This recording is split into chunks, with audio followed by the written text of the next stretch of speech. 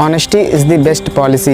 ये प्रोवर्ब आपने class first या यूकेजी की बुक्स में, स्कूल की किसी दीवार पे या बचपन की किसी कहानी में पढ़ा या सुना ही होगा। सिर्फ यही प्रोवर्ब नहीं, हमें लाइफ की अर्ली स्टेज पे एक लिस्ट दी जाती है जिसमें गुड, बैड, राइट, रॉन्ग कार्यों का वर्णन होता है कि झूठ बोलना गलत बात है, सच बोलने वाले लोग अच्छे होते हैं, चोरी करना गलत बात है, ईमानदारी से रहना अच्छी बात होती है।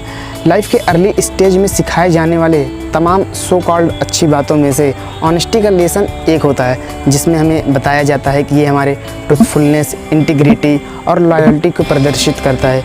हालांकि उस एज में हमें व्हाट इफ सिचुएशंस पे सोचने को नहीं कहा जाता है कि क्या हो अगर हमारे सामने कोई क्रिमिनल, साइकोपाथ या ऐसा इंसान खड़ा हो जिसका इंटेंशन ही हमें चोट पहुंचाना हो। क्या उनके सामने भी हमें ये तीनों चीज़ें दिखानी ज़रूरी ही है? और जितने भी लाइफ लेसन्स हमें अर्ली एज में दिए जाते हैं, क्या वो रियल में उतने ही प्रैक्टिकल हैं? The answer is absolutely not. फिर ये लेसन्स हमें दिए क्यों जाते हैं? एक्चुअली प्रॉब्लम इन लेसन्स में नहीं होता है, प्रॉब्लम होती है हमारे उस एज की समझ में कि हम क्या परसीव करने को और क्या एक्सेप्ट करने को रेडी हुए रहते हैं। हम सोशल लाइफ की कॉम्प्लेक्सिटी को आसान बनाने के लिए चीज़ों को कैटेगरीज में बांट देते हैं कि क्या अच्छा है, क्या बुरा है, क्योंकि एक बच्चे को ये समझाना ज़्यादा आसान होगा कि ऑनेस्टी एक अच्छी पॉलिसी है, बजाय इसके कि ये अच्छी भी हो सकती है, बुरी भी, अच्छी बुरी दोनों हुई या दोनों ही नहीं। उसे ये बताना ज़्यादा आसान होगा कि चोरी करना गलत बात है, बजाय इसके कि चोरी करना कब कब गलत होगा, कब कब सही, ये सर्कमस्टांसेस डिसाइड करते हैं। और वर्ल्ड को इतने नुआंस वे में परसीव करने के लिए हम उस एज में रेडी भी हुए नहीं रहते हैं, ना ही हमें इतना नुआंस वे में देखने की ज़रूरत होती है। हम जब लाइफ को कैटेगराइज्ड वे में देखना शुरू करते हैं तो इसमें ज़्यादातर चीज़ें प्री डिटरमाइंड होती हैं कि क्या अच्छी हैं, क्या बुरी हैं। इसलिए हम क्यों सवाल पे ना के बराबर जोर देते हैं कि कोई चीज़ अच्छी है तो अच्छी क्यों है, या बुरी है तो बुरी क्यों है।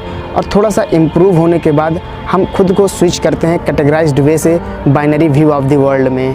हमारे माइंड को ना सिंपल चीज़ें बहुत पसंद होती हैं, जिसमें चीज़ें क्लियर कट हों कि वो हैं क्या। आपने ध्यान दिया होगा कि मेसी या कॉम्प्लेक्स सिचुएशंस में हमें झुंझलाहट होती है और गुस्सा भी आता है, cause we always want things in straight line. No one likes messy और परप्लेक्स्ड थिंग्स। और हमारी इसी चाहत की वजह से हमने हमेशा चीज़ों को ज़्यादा से ज़्यादा सिंपल रखने की कोशिश की और कई मामलों में सफल भी हुए। और इसी चाहत का नतीजा है binary view of the world. Binary thinking में हम अपनी सोशल लाइफ की कॉम्प्लेक्स सिचुएशंस, कॉन्सेप्ट्स, आइडियाज़ को सिंप्लीफाई करके केवल दो पहलुओं में देखने की कोशिश करते हैं कि या तो कोई एक्शन बुरा होगा या अच्छा, या आप गवर्नमेंट के साथ हो या उनके खिलाफ, या तो आप आस्तिक हो या नास्तिक हो। हर एक चीज़ में एक डेफिनेट कंट्रास्ट होता है, हर एक चीज़ का एक इक्वली अपोजिट फॉर्म होता है, जैसे कि दिन रात, ब्यूटीफुल, अगली, गुड, बैड, राइट, रॉन्ग। इसमें कहीं भी कोई मिडिल एरिया या ग्रे एरिया नहीं होता है, या फिर किसी सिचुएशन का कोई चौथी पॉसिबिलिटी या पांचवी पॉसिबिलिटी नहीं होती है।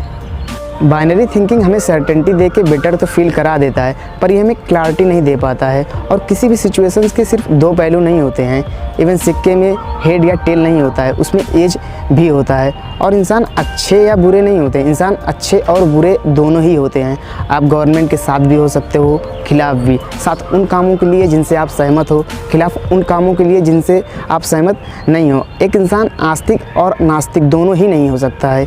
क्या पता वो प्रोसेस में हो ये समझने की गॉड एग्जिस्ट करते हैं या नहीं। बाइनरी व्यू कॉम्प्लेक्स चीज़ों को आसान तो बना देती है, पर ये हमारे सामने एक लिमिटेड रियलिटी को प्रस्तुत करती है। और हम सभी जानते हैं कि इस दुनिया में कुछ भी सीमित नहीं। तो वर्ल्ड के एक बेटर पिक्चर के लिए एक स्टेज पे पहुंचने के बाद हमें खुद को स्विच करना होता है binary view of the world से स्पेक्ट्रम थिंकिंग में, जो हमें दिखाता है वाइट और ब्लैक के बीच वास्ट ग्रे एरिया को, जो हमें बताता है कि इंसान कैसे गुड और एविल के कहीं बीच होता है, पर हम में से बहुत कम ऐसा कर पाते हैं। सो हम अपनी लाइफ की कॉम्प्लेक्सिटी को आसान बनाने के लिए या तो चीज़ों को कैटेगराइज करते हैं या उन्हें लीस्ट पॉसिबिलिटी और टू बी मोर एक्यूरेट सिर्फ दो पॉसिबिलिटीज़ में देखने की कोशिश करते हैं। कैटेगराइज्ड वर्जन में हम ये तो जान लेते हैं कि सही क्या है या गलत क्या है, पर हम इसमें सही या गलत के बीच के फ़र्क को नहीं पहचानते कि कोई काम सही है तो सही क्यों है, या गलत है तो गलत क्यों है। हम इसमें चीज़ों को सिचुएशनल देखने के बजाय यूनिवर्सल देखते हैं। हाँ, मुझे मालूम है कि सिचुएशन के हिसाब से हम सभी डिसऑनेस्ट हो जाते हैं, झूठ भी बोल देते हैं, पर लाइफ के क्रिटिकल सिचुएशंस में हम कंफ्यूज हो जाते हैं कि क्या सही है क्या गलत है। और इस वीडियो का मकसद सिर्फ ये जानना नहीं था कि ऑनेस्टी एक अच्छी पॉलिसी है या नहीं है, बल्कि ये कि अगर ऑनेस्टी एक अच्छी पॉलिसी है तो क्यों है, अगर नहीं है तो क्यों नहीं है। आप लाइफ का कोई भी वर्जन ले लो, चाहे वो बाइनरी हो, कैटेगराइज्ड हो या स्पेक्ट्रम हो, चाहे उसके एक पहलू हो या 2 या 1000, पर अंत में हमें ये तो डिसाइड करना ही पड़ता है कि कोई वर्क सही है या गलत, या सही गलत दोनों ही नहीं या दोनों ही। वो क्राइटेरिया क्या है जो ये तय करता है कि कोई आइडिया, कॉन्सेप्ट या वर्क का असली नेचर क्या है। And that things are intention, effects and consequences. Number 1, किसी काम को करने की आपकी चाहत क्या थी, किसी को चोट पहुंचाना या खुशी देना, ये जानना बहुत ज़रूरी होता है। नंबर 2, हमारे इंटेंशंस हमारी नज़र में मोस्ट ऑफ द टाइम्स अच्छे ही लगते हैं, सो हमारे वर्क से लोग किस वे में प्रभावित हो रहे हैं, पॉजिटिव या निगेटिव, ये देखना बहुत ज़रूरी होता है। नंबर 3, किसी वर्क का ओवरऑल निष्कर्ष निकल के क्या आता है, ये जानना बहुत ज़रूरी होता है, क्योंकि इफ़ेक्ट्स हमें जल्दी देखने को मिल जाते हैं। जैसे कि मैं आपसे कोई आके कड़वा सच बताऊं तो आप थोड़ी देर के लिए दुखी होंगे, पर लॉन्ग टर्म में आप खुश रहेंगे, आप किसी झूठ के साथ अपनी ज़िंदगी नहीं बिताएंगे। सो निष्कर्ष देखना बहुत ज़रूरी होता है।